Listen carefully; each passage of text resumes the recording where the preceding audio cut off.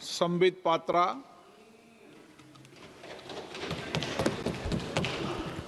बहुत बहुत धन्यवाद माननीय सभापति महोदय। आज के इस ऐतिहासिक दिन में आपने मुझे अपने वक्तव्य को यहाँ रखने के लिए मौका दिया, उसके लिए मैं पुनः आपको धन्यवाद करता हूँ।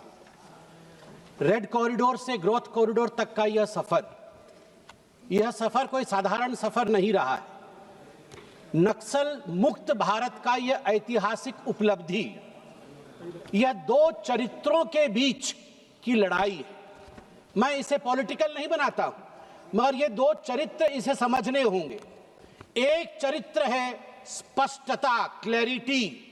एक चरित्र है संकल्प, स्पष्टता और संकल्प कि एक राष्ट्र नीति हो और उस संकल्प और स्पष्टता के साथ हम नक्सलवाद को समाप्त करेंगे। और दूसरा चरित्र है भ्रम, षड्यंत्र और सहयोग का।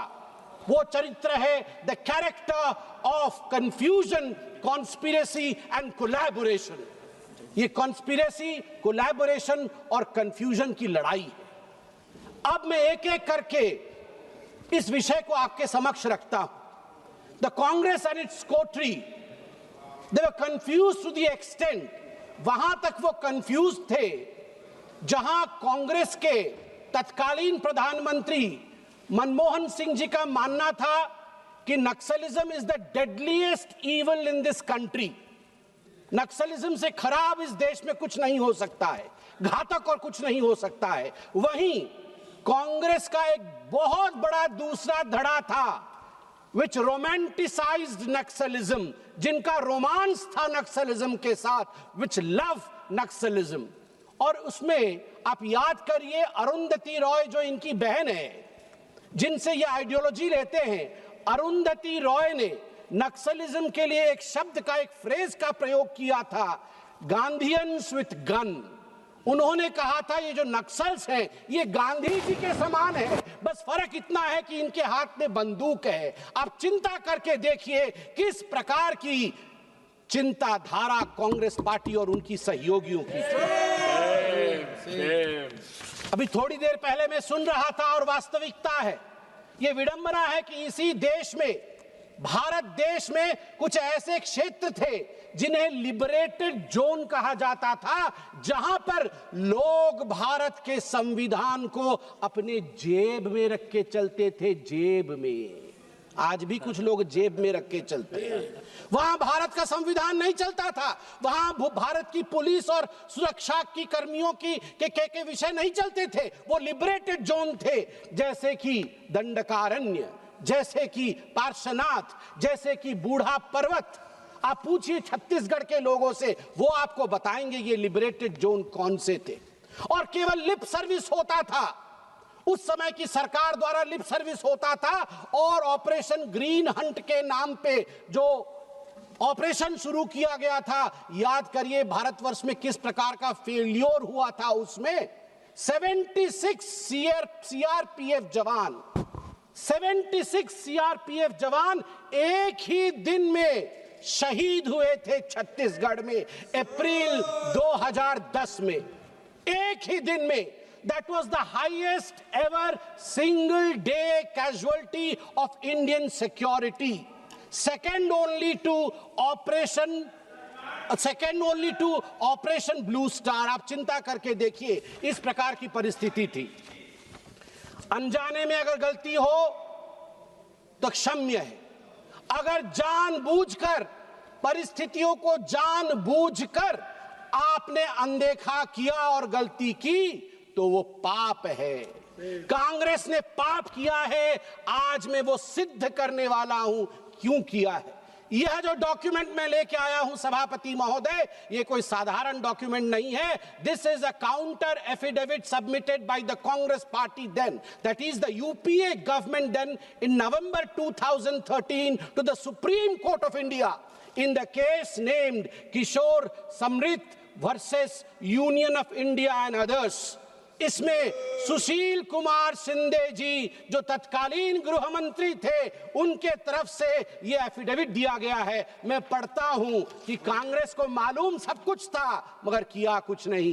Para number 4, the second strategy of the CPIM is to mobilize certain targeted sections of the population, especially the urban population, through its mass organizations which are otherwise known as frontal organization. The mass organizations, mostly operating under the garb of human rights NGOs, are organically linked to CPIM party structure but maintain separate identities in an attempt to avoid legal liability. कुल मिलाकर इन्होंने कहा कि urban नक्सल हैं, मगर आज मैं अगर अर्बन नक्सल कह दूं तो आग लग जाती है।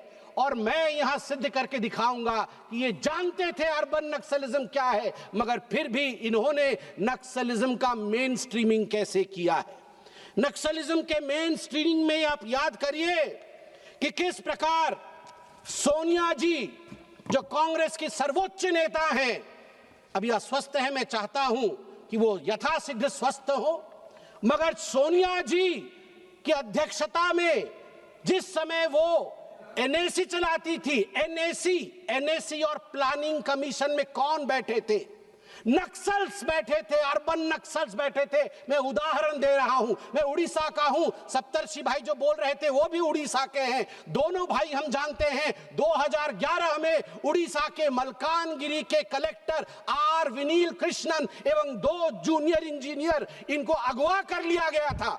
जब अगवा कर लिया गया था तो उस समय बातचीत हुई थी, नेगोशिएशन हुआ था कि R विनील कृष्णन देश का कलेक्टर है, ये सरकार है, इनको छोड़ दिया जाए। उस समय 8 माओवादियों को जो गिरफ्त में थे भारत सरकार के पास, उन्हें छोड़ा गया। उनमें से एक माओवादी जिनका नाम है ए पद्मा, वो महिला थी, ए पद्मा। आप जानते हैं जिसे छोड़ा गया ए पद्मा वो क्या करती है? ये ए पद्मा जो हर्ष मंदार हैं, जो NAC के सदस्य थे, सोनिया गांधी जी के राइट हैंड थे, उनके द्वारा जो ऑर्फेनेज चलाया जाता है जिसका नाम अमन वेदिका है, उसको ए पद्मा चलाती थी। ए Padma was a direct conduit of the Congress party, the UPA government. आपने नाम सुना होगा doctor Vinayak Sen. Vinayak Sen was convicted। Bharat के कोर्ट ने सेडिशन के चार्ज में, देशद्रोह के चार्ज में उस माओइस्ट विनायक सेन को, डॉक्टर विनायक सेन जो पेडियाट्रिशियन है, छत्तीसगढ़ में काम करते थे, उन्हें कन्विक्ट किया गया। मगर मनमोहन सिंह जी की सरकार ने सोनिया गांधी जी के कहने पर उन्हें प्लानिंग कमीशन कमिटी में रखा, steering committee on health, drafting their 12th 5-year plan. 12th 5-year plan doctor Vinayak Sen बना रहे थे। इतना कंफ्यूजन था कांग्रेस पार्टी के अंदर कि उस समय प्रचलित था, एक बहुत बड़े पत्रकार ने लिखा था कि कांग्रेस के अंदर की जो सेइंग है वो है, the saying for Congress is, सैनिकों तुम संघर्ष करो, सैनिकों तुम संघर्ष करो, हमें पता नहीं हम किसके साथ हैं। सैनिकों तुम संघर्ष करो, 76 सैनिक तुम शहीद हो जाओ, मगर हमें पता नहीं हम किसके साथ हैं। हम पद्मा के साथ हैं, हम विनायक सेन के साथ हैं, हम तुम्हारे साथ तो कतई नहीं है। ये हालत थी कांग्रेस पार्टी की। आप देखिए उसके बाद इस एफिडेविट में और क्या लिखा गया है। इस एफिडेविट में लिखा गया है, बहुत तकलीफ किया, आप ही ने लिखा है साहब। The third strategy of CPIM party is to form a rainbow coalition of various insurgent groups in India so as to launch a united frontal attack against the existing state machinery. उसके साथ साथ affidavit कहती है, this is a little known fact not highlighted in the media due to propaganda dissemination in various forms by the Maoist supporters that they are champions of Adivasi rights, a claim contrary to their action. ये सारे नक्सलवादी जो अपने आप को कहते हैं कि हम आदिवासी राइट्स के रक्षक हैं, contrary contrary to the claim ये कोई आदिवासी राइट के रक्षक नहीं है। खुद इन्होंने लिखा है कि नक्सलियों ने पुल उड़ाया, नक्सलियों ने स्कूल उड़ाया, नक्सलियों ने मोबाइल टावर उड़ाया और फिर खुद नक्सलियों को बचाने का काम करते हैं। और सबसे बड़ी बात यहां जो मैं खुलासा करने वाला हूं, आप देखिए पैराग्राफ नंबर 18 में क्या लिखते हैं, ध्यान से सुनिएगा मेरे मित्रों।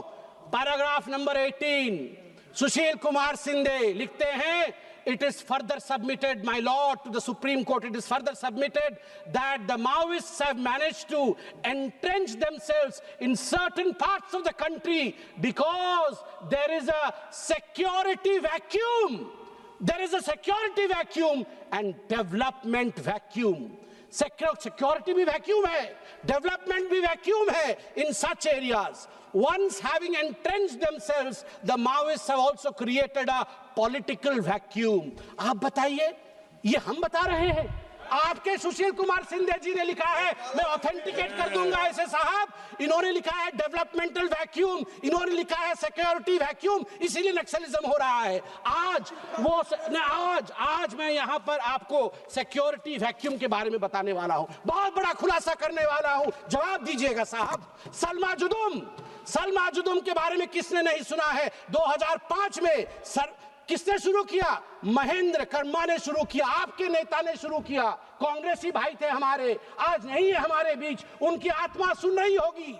आई pay homage to Mahendra Karma today, I am a BJP member, मैं बीजेपी का सदस्य हूं, मगर मैं आज होमेज दे रहा हूं महेंद्र कर्मा को। उसने कहा था पॉलिटिक्स से ऊपर उठना होगा, लड़ना होगा, मर भी जाऊं तो क्या हुआ, सलमा जुदुम के साथ चलना होगा। रमन सिंह जी की सरकार थी, रमन सिंह जी की सरकार ने रिहैबिलिटेशन सेंटर बनाया, 100 गांव से आदिवासियों को लाके कैंप में रखा और मिलके एक ताकत बन के लड़ाई हुई नक्सलियों के साथ। गांव के लोग जीत रहे थे, छत्तीसगढ़ के लोग जीत रहे थे, मगर कांग्रेस की कोटरी ने, कांग्रेस की दरबारियों ने जाके सुप्रीम कोर्ट में पिटीशन डाला। किसने पिटीशन डाला?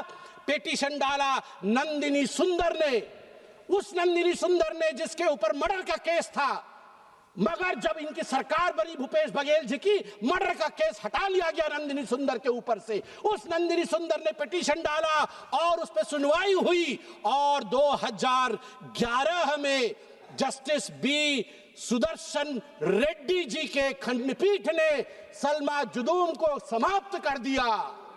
और यदि सलमा जुदुम समाप्त नहीं होता तो ये डिस्कशन जो आज पार्लियामेंट में हो रहा है, ये 6 साल पहले होता सर, ये 2020 में होता। उस समय हम नक्सल मुक्त हो जाते। और आप जानते हैं, with all due respect to the जजेस, ये जस्टिस बी सुदर्शन रेड्डी कौन है? जब पिछली बार वाइस प्रेसिडेंट का चुनाव हुआ था, खोज खोज के पूरे ब्रह्मांड से वाइस प्रेसिडेंट के चुनाव के लिए इन्हें जस्टिस सुदर्शन रेड्डी जी ही मिले थे। जिन्होंने सलमा जुदुम खत्म किया वही मिले थे। और नतीजा क्या हुआ? महेंद्र कर्मा और उनके साथियों का, मुझे दुख के साथ कहना पड़ रहा है, आपने अपने लोगों की हत्या करवाई। कांग्रेस पार्टी ने अपने लोगों की हत्या करवाई। मैं क्यों कह रहा हूं? मैं सलमा जुदुम खत्म हुआ और सलमा जुदुम खत्म होने के बाद महेंद्र कर्मा ने कहा, मुझे पता है मुझे छोड़ा नहीं जाएगा। और दरबा घाटी 25 मई 2013 को दरबा घाटी में हम दिखवा लेंगे। अरे भैया, आप बोलने से आप कांग्रेस क्यों समझ रहे हैं? मैं तो नक्सलियों को मैं तो नक्सली बोले तो आपने अपना क्यों समझ लिया? अरे सभापति महोदय, मैंने कहा आप कांग्रेस, मैंने कहा माओवादियों ने मार दिया, तो ये क्यों सोच रहे माओवादी यही है? मैंने इनको तो माओवादी नहीं कहा, मैंने तो कांग्रेस को माओवादी, मैं तो नहीं कहा कि कांग्रेस, मैं तो नहीं कहा। तो देखिए, जब सलमा जुदुम समाप्त हुआ तो 25 मई 2013 को दरबा घाटी में 27 लोग इंक्लूडिंग कांग्रेस के बड़े बड़े नेताओं को समाप्त कर दिया गया। सभापति महोदय, मुझे और 5 मिनट दीजिए। सभापति महोदय, kindly conclude. There are more. सभापति महोदय, मैं और दो महत्वपूर्ण विषय रख के अपने विषय को विराम दूंगा। एक मिनट में खत्म। सभापति महोदय, 2018 अगस्त में, याद करिए, जनवरी 2018 में एल्गार परिषद और भीमा कोरेगांव केस हुआ था महाराष्ट्र में। किस प्रकार की आर्जनी हुई थी और ये प्रायोजित थी, किस प्रकार भारतवर्ष को बांटने की कोशिश की गई थी, किस प्रकार जातियों को भिड़ाने की कोशिश की गई थी, और उसके पीछे माओवादियों का हाथ था। गिरफ्तार कौन कौन होते हैं? रोमा विल्सन गिरफ्तार, वरवरा राव गिरफ्तार, अरुण फेरियार गिरफ्तार, सुधा भारद्वाज गिरफ्तार, गौतम नौलखा गिरफ्तार, वेरोन गोंजाल्विस गिरफ्तार और महेश राउत गिरफ्तार। इन गिरफ्तारियों के बाद राहुल गांधी का ट्वीट आता है। ये ट्वीट है अगस्त 28, 2018 का। क्या ट्वीट करते हैं? There is only one place for one NGO in India and it is called the RSS. Shut down all other NGOs, jail all activists and shoot those that complain. Welcome to New India, Bhima Koregaon. मैं आज राहुल जी नहीं है, ससम्मान में राहुल जी को कहना चाहता हूं, हाँ राहुल जी, ये नया भारत है। आपने सरेंडर किया और हम धुरंधर हैं। आप सरेंडर हैं, हम धुरंधर हैं। समाप्त करिए। और सबसे बड़ी बात मैं यह कहना चाहता हूं, समाप्त करिए। ये सारे लोग, कृपया सभापति महोदय, मुझे 30 सेकंड दीजिए, 30 सेकंड दीजिए। ये कुछ चीजें रिकॉर्ड में आना जरूरी है, मैं आपसे निवेदन करता हूं। सभापति महोदय, मैंने आपको 2 नाम दिए, महेश राउत नाम दिया। महेश राउत महाराष्ट्र से गिरफ्तार हुए थे। पहली बार गिरफ्तार तब हुए थे 2013 में, जब महाराष्ट्र में इन्हीं की सरकार थी। और आज मैं वो चिट्ठी दिखाना चाहता हूं। ये गिरफ्तार होने के बाद इनके लिए जयराम रमेश जी ने चिट्ठी लिखा। साहब ये वाला चिट्ठी तो, ये चिट्ठी बोलना बहुत जरूरी है, ये चिट्ठी बोलना बहुत जरूरी है, क्योंकि पूरा काला चिट्ठा खुल जाएगा। अपनी बात खत्म करिए। साहब ऐसा है कि जब महेश राउत गिरफ्तार हुए, पहली बार उनकी गिरफ्तारी 2013 में माओवाद के कारण हुआ था। उस समय कांग्रेस की सरकार महाराष्ट्र में थी, मगर उस समय यूनियन मिनिस्टर जयराम रमेश जी ने एक चिट्ठी लिखा महाराष्ट्र की सरकार को कि मैं कहता हूं यूनियन मिनिस्टर, मैंने अपने सोर्सेज से पता लगा लिया, इस आदमी में गड़बड़ नहीं है, इसे छोड़ दिया जाए, इसे छोड़ दिया जाए। और आपको जान के आश्चर्य होगा कि महेश राउत को सोनिया गांधी जी के कहने पर मनमोहन सिंह जी ने rural development fellow, PMRD fellow रखा। यह विषय है। एक मिनट रुक जाइए। Mister Tagore, now he is giving only reference a letter of Mr. Jairam Ramesh, the then minister. He is not charging. That is true, but he is not making any allegations against him. Please kindly conclude. Sir, whatever I am saying, I can authenticate if you please so, sir. I am referring to a letter by Sri Jairam Ramesh, who wanted Mahesh Raut to be released. Number 1. Lastly, sir, खत्म कर रहा हूं, बहुत दुख के साथ विषय कह के खत्म कर रहा हूं। जब 76 CRPF जवान शहीद हुए थे ना, उस समय आपको जान के आश्चर्य होगा, दिल्ली में एक यूनिवर्सिटी है, जिस यूनिवर्सिटी में मातम नहीं, सेलिब्रेशन मनाया गया था। सेलिब्रेशन मनाया गया था।